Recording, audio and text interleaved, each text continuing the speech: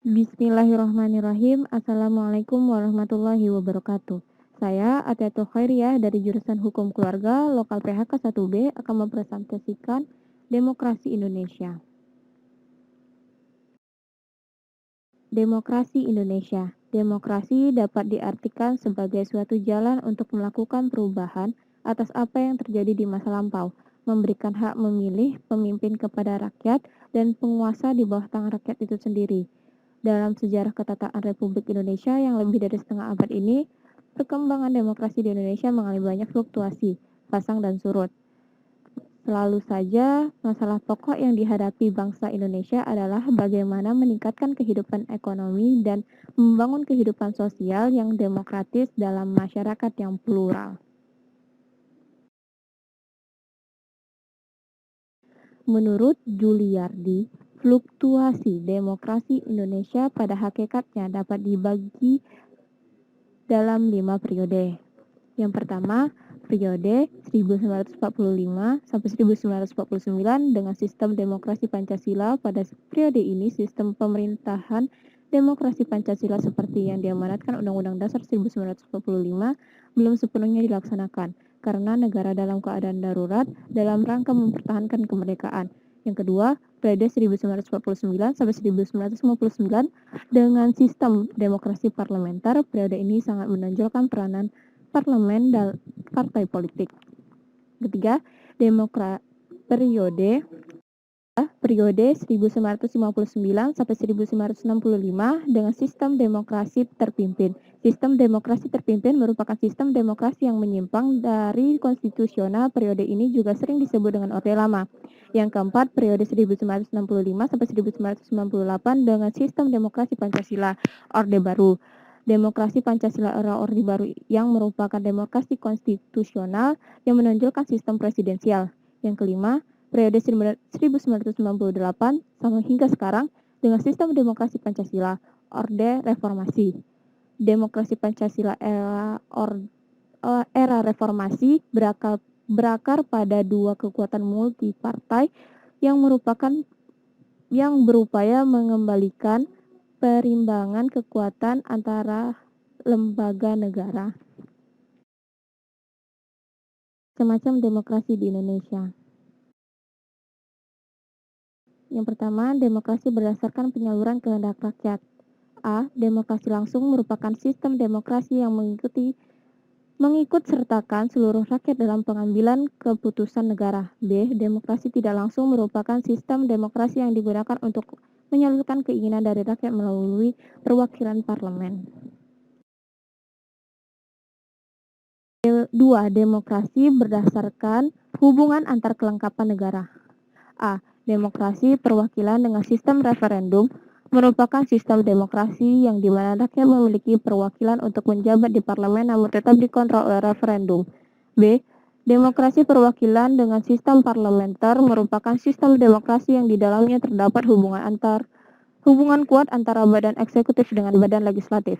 C. Demokrasi perwakilan dengan sistem pemisahan kekuasaan merupakan sistem demokrasi di mana kedudukan antara eksekutif dengan legislatif terpisah, sehingga keduanya tidak berkaitan secara langsung seperti sistem parlemen. D. Demokrasi perwakilan dengan sistem referendum dan inisiatif rakyat merupakan sistem demokrasi gabungan dari demokrasi perwakilan atau tidak langsung dan demokrasi secara langsung. Ciri demokrasi. Henry B. Mayo mencatat setidaknya ada 8 ciri utama yang harus diperhatikan untuk menilai apakah suatu masyarakat bersikap demokratis atau tidak, yaitu yang pertama, adanya penyelesaian perselisihan dengan damai dan sukarela. Yang kedua, adanya jaminan bagi terjadinya perubahan secara damai dalam suatu masyarakat yang sedang berubah. Yang ketiga, adanya pergantian penguasa yang berlangsung secara teratur. Yang keempat, adanya pembatasan atas pemakaian kekerasan secara minimum. Yang kelima, adanya pengakuan dan penghormatan atas keanekaragaman. Yang keenam, adanya jaminan penegakan keadilan. Yang ketujuh, adanya upaya memajukan ilmu pengetahuan. Yang kedelapan, adanya pengakuan dan penghormatan terhadap kebebasan. Prinsip-prinsip demokrasi. Yang pertama, demokrasi yang berketuhanan yang Maha Esa. Demokrasi yang berketuhanan yang Maha Esa berarti dalam sistem penyelenggaraan negara harus taat, konsisten, dan juga sesuai dengan nilai dan kaidah dasar ketuhanan yang Maha Esa. Demokrasi dengan kecerdasan. Demokrasi yang dimana berarti aturan dan penyelenggaraan demokrasinya menurut UUD 1945 bukan melalui naruli, kekuatan otot, atau kekuatan massa. Yang ketiga, demokrasi yang berkedaulatan rakyat. Demokrasi yang dimana kekuasaan tertinggi ada pada tangan rakyat, jadi prinsipnya rakyatlah yang memiliki kedaulatan. Yang keempat, demokrasi dengan rule of laws. Kekuasaan negara Republik Indonesia mempunyai 4 makna penting, yaitu kebenaran hukum, keadilan hukum, kepastian hukum, dan kepentingan hukum. Yang kelima, demokrasi Pancasila dengan pemisahan kekuasaan negara.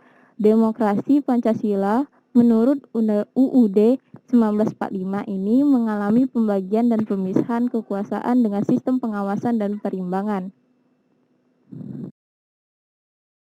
6. Demokrasi dengan hak asasi manusia. Demokrasi berdasarkan UUD 1945 yang dimana mengakui HAM dengan tujuan bukan hanya menghormati hak tersebut. Yang ketujuh, demokrasi dengan pengadilan yang merdeka.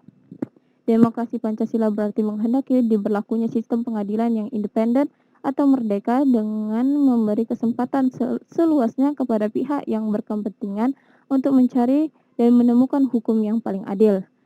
Yang kedelapan, demokrasi